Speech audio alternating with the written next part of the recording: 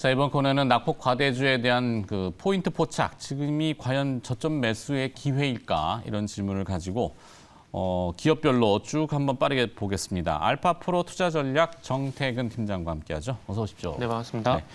시장이 오르는 것도 아니고 조정받는 것도 아니고 애매모호해요. 그렇죠. 뭐 이런 경우도 좀 물론 이게 이러다 방향을 갑자기 또 위로 바꿀 수도 있죠. 재료에 따라서는. 네네. 저도 모르지만 뭐 갑자기 이제 러시아가 뭐 휴전에 대해서 이런 호재성 네네. 재료 뭐 단발이지만 그리고 또 뭐 미국에서 제롬 파월 의장이 지난번에 망가뜨려 놓은 발언에 대해서 또 뒤집는 네. 어떻게 될지는 모르겠습니다. 그러니까 저도. 이게 사람이 하는 일이다 보니까 와, 예측하기 쉽지가 모르겠어요. 않습니다. 그러니까 저희 같은 이제 그 환을 보는 저희가 이제 조금 낯잡은 말로 환쟁이라고 표현하는데 환이나 금리 마켓을 보는 사람들은 이거 못 보거든요. 왜 자꾸 못 본단 말이에요. 이게 고민이 많아도 탈이에요. 그래서 네, 자 그런 거 그렇고 기업은 기업이니까 종목별로 봤을 때 낙폭 과대주 어떤 기업 먼저? 네, 이 일단은 낙폭 과대인가 이 기업이? 네? 이 기업 좀 얘기해 주세요. 예. 일단은 먼저 고려아연 좀 보고 싶은데요. 고려아연 최근에 오르지 않았어요?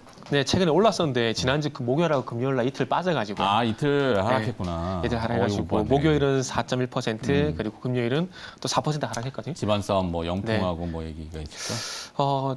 뭐 제가 그분들 입장에서 한번 생각해 보게 된다면은 네. 고려아연을 안 놓을 것 같아요.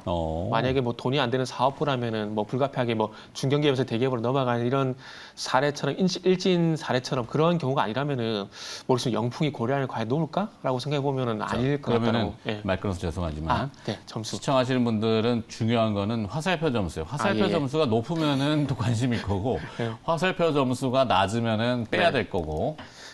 제가 가장 중요한 걸 말씀 안 드리네요. 9점. 9점. 네, 9점. 그러면 이거는 공격인데. 네, 이거 고려아연을 되게 좀 좋게 보고 있어가지고요.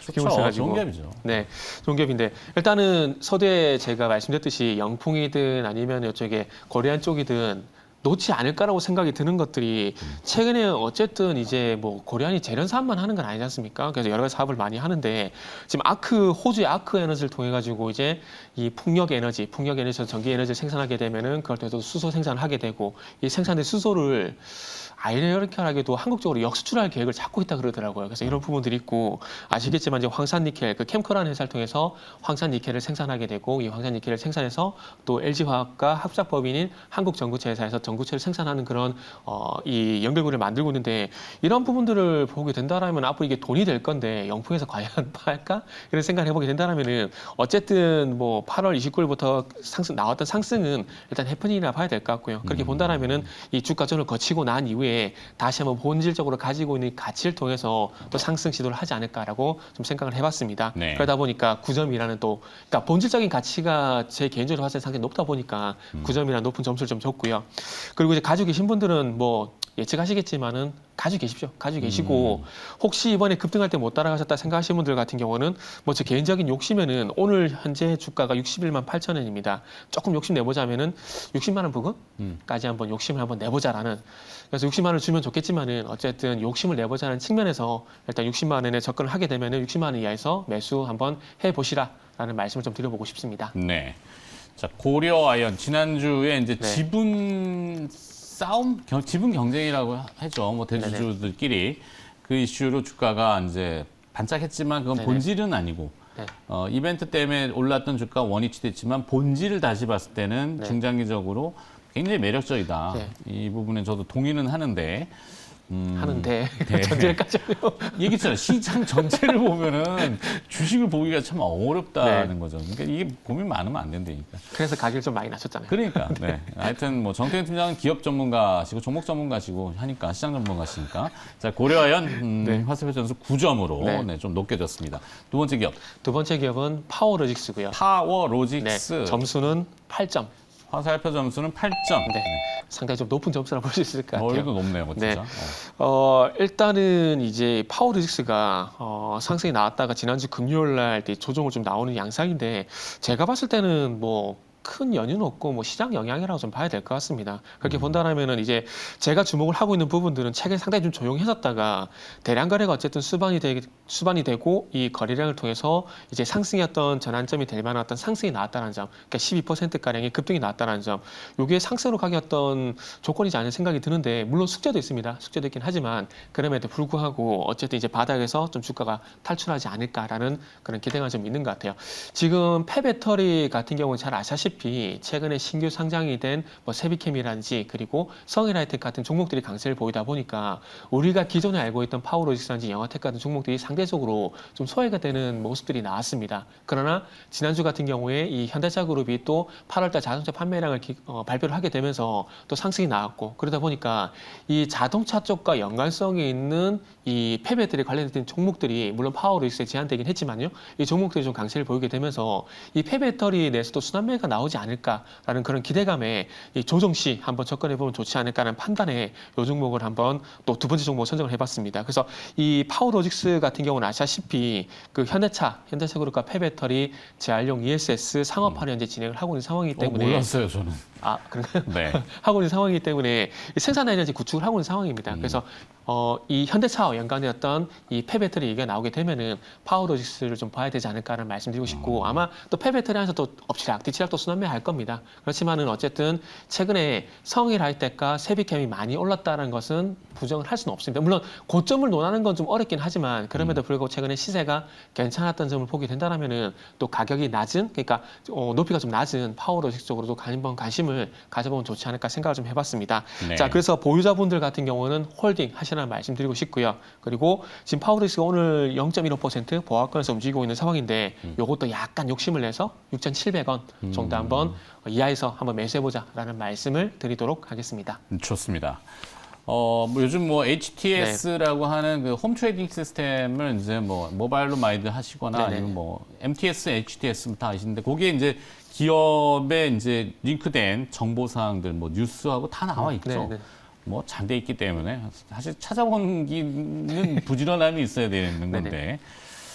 좋습니다. 그 다음에 또 어떤 기업? 세 번째 기업 볼까요? 세 번째 기업은 하나투어입니다. 하나투어. 네, 이거는 순수하게 아웃바운드에 집중을 했고요. 그렇죠. 최근에 환율 상승, 외국인 관광객 입국, 뭐 이걸 노리는 뭐 네. 카지노 또 언급이 지난주에 뭐 그래서 있었고. 요거는 또 점수가 높습니다. 9점. 9점. 오늘 다 높은데? 네. 네, 하나투어. 오늘 좀 극단적으로 좀 점수를 조금 긍정은 좋아요. 긍정. 네. 네, 긍정 좋습니다. 이게 조금 편해한다 그래야 되나요? 조금 네. 종목을 좋게 보다 보니까 점수가 높은데 일단은 어쨌든 저는 인바운드보다는 아웃바운드에 지금 집중한다는 말씀을 좀 드려야 될 것 같아요. 그러다 인바운드가 보니까 아니라 인바운드가 아니라 아웃바운드. 내국인 나가는 거. 관광객의 외국 관광. 예, 밖으로 나가는 거예요. 네. 그래서 어쨌든 하나투어가 지난주 금요일 날 조금 조정이 있었는데 이게 기관이 8거래일 만에 매도 전환이 됐습니다. 그래서 단순히 수급적인 요인이라고 좀 보시면 좋지 않을까 생각이 들고 어쨌든 하락에서 그리고 5만 원대에서 좀 바닥을 다지고 또 단기적이긴 하지만은 단기 추세긴 하지만 그럼에도 불구하고 상승 쪽으로 좀 전환을 하려고 하는 시도가 나오고 있는 상황입니다. 일단은 아시겠지만 일본이 9월 7일부터 그 가이드가 없는 패키지 여행을 허용한다는 얘기가 있고 PCR 검사 같은 경우도 면제를 한다는 얘기는 잘 알고 계실 겁니다. 그러다 보니까 제가 지난주 화요일 날 제주항공을 좀 말씀을 드렸는데 이제 밖으로 나게 되면 항공주뿐만 아니라 이제 패키지 여행 이 부분을 보게 되면 또 국내 아웃바운드 1위 업체인 하나투어를 또 안 볼 수는 없을 것 같습니다. 그러다 보니까 저는 개인적으로 모두 투어는 인바운드에 특화가 돼 있고 아웃바운드 쪽으로는 하나투어가 특화가 돼 있다고 좀 생각을 하고 있거든요. 그러다 보니까 항공기에서 또 여행주를 보게 된다라면은 하나투어가 또 가게다 부합한다 좀 볼 수 있을 것 같고요. 그리고 최근에 또 하나투어가 일본 쪽으로 패키지 여행 상품을 많이 또 출시를 했더라고요. 그래서 이런 부분들을 보게 된다라면 수혜가 좀 될 것 같습니다. 그리고 지난 5월 달에 그 5월 27일 날 그 일본 정부가 패키지 여행을 허용한다는 얘기를 하게 되면서 국내 쪽에서 일시적으로 5월 달, 6월 달에 이 패키지 여행 상품의 어떤 판매율이 200%, 300% 증가를 했었거든요. 그렇기 때문에 9월 7일부터 이제 뭐 PCR 면제라든지 그리고 가이드 없는 패키지 여행을 허용하게 된다라면은 아마 또 이 패키지 여행 상품의 어떤 판매가 더 급증할 가능성이 있기 때문에 한번 보시면 좋지 않을까 생각이 들고요. 그리고 지금 현재 차트를 보시면 어쨌든 지금 8월 30일 날 현재 10% 상승이 나오고 난 이후에 현재 4일 동안 이제 조정을 거치고 있는 상황인데 일단 가지고 계신 분들은 홀딩을 하십시오. 저번에 차트를 보시는 바와 같이 현재 하락에서 또 상승으로 전환되는 모습들이기 때문에 홀딩을 하시고 신규분들 같은 경우는 이것도 조금 욕심을 내게 되면은 그 가격은 너무 낮은 거 아니야라고 생각할 수 있는데 54,000원 부근까지 내려오게 된다면은 저가 매수 충분히 가능하다라는 말씀을 좀 드릴 수가 있을 것 같습니다. 네. 하나투어까지 받고 화살표 점수 역시 9점. 네. 뭐 고려아인 9점, 파워로직스 9점, 하나투어 9점. 다 높아. 네, 다 그러면 좀 높습니다. 낮은 건 없는지. 이제 네 번째가 좀 낮습니다. 네. 네 번째가 좀 낮은데 네 번째는 G2파워입니다. 점수는 파워. 처음에 1점 했다가 3점으로 좀 바꿨는데 네. 그 3점으로 바꾼 이유가 뭐냐면 지금 당장은 뭐 리스크가 있긴 하지만 시간이 지나게 되면 이 리스크가 좀 희석이 되게 되고 다시 반등 시도를 하지 않을까라는 생각에 일단 1점보다는 3점을 좀 선택했다 보시면 될 것 같아요. 재료는 원전 관련 뿐만 아니라 네옴시티 네옴 이것도 네옴시티도 네. 연결이 됩니다. 일단은 G2파워가 지난주 금요일 날 조금 소위 말하는 점한가 출발했습니다. 그리고 난 이후에 낙폭을 축소시키는 모습이 나왔는데 아시겠지만 무상증자 이슈입니다.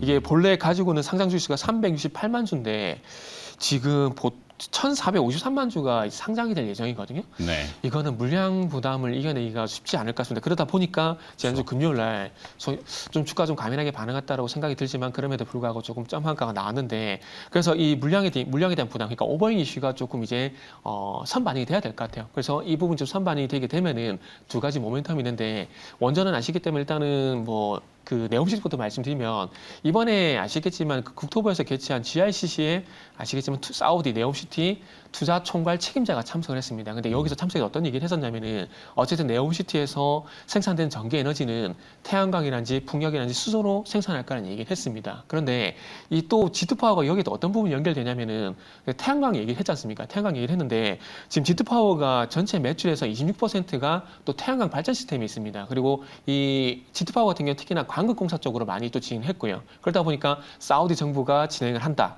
그리고 태양광 에너지를 활용을 한다. 이런 연결고리가 있다 보니까 G2파워가 좀 반응을 한 것 같습니다. 그리고 뭐 원전 같은 경우는 전체 매출이 또 63%가 원전이기 때문에 뭐 당연히 좀 반응을 할 수밖에 없는 부분들이고요. 그래서 결론을 내보자면은 일단은 1점보다는 3점을 준 이유는 지금 당장에는 물량의 부담, 그러니까 오버잉 이슈로 인해서 주가가 좀 약세를 볼 수밖에 없는 부분들이 분명히 있다. 하지만 이 부분이 해소가 되고 난 이후에 또 이 회사가 가지고 있는 어쨌든 모멘텀인 이 태양광이란지 그리고 이제 원전이란지 이런 부분들을 한번 확인해보자라는 관점에서 일단 3점을 드렸습니다. 그래서 네. 일단 보유자분들 같은 경우는 확인해보자는 관점에서 일단은 홀딩이라는 말씀을 좀 드리고 싶고요. 조금 희망을 가져도 된다는 말씀 드리고 싶고 그리고 이제 신규 매수 같은 경우는 일단 10,000원 지금 11,950원인데 이 주가가 조금 더 하락을 할 것 같아요. 그러다 보니까 조금 너무나 좀 낮긴 하지만 10,000원 이상 가격이 유지가 되는지 여부를 확인하시고 난 이후에 매수를 한번 해보자라는 말씀을 좀 드리도록 하겠습니다. 네.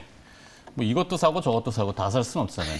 앞에 9점, 네. 8점짜리 뭐 이런 것들이 있는데 굳이 3점짜리를. 네, 그래서 굳이 3점, 그러니까 1점을 드리려고 하다가 네. 1점 드리면 조금 언짢으실 것 같아서 좀 그래도 3점. 이제 네. 관심 있는 분들한테 대한 국한적인 제한적인 전략이죠. 네네. 네.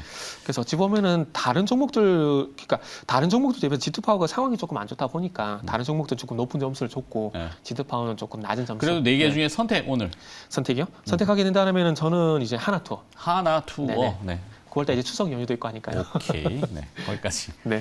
자, 마무리하겠습니다. 이것을 말아 올려라는 기업으로 뭐 이렇게 주가가 단기적으로 낙폭이 있는 기업 중에 좀 관심 가져올 만한 기업이 무엇이 있는지 오늘 하나투어라는 기업으로 정리하겠습니다. 알파 프로 투자 전략 정태근 팀장이었는데 고맙습니다. 네, 감사합니다.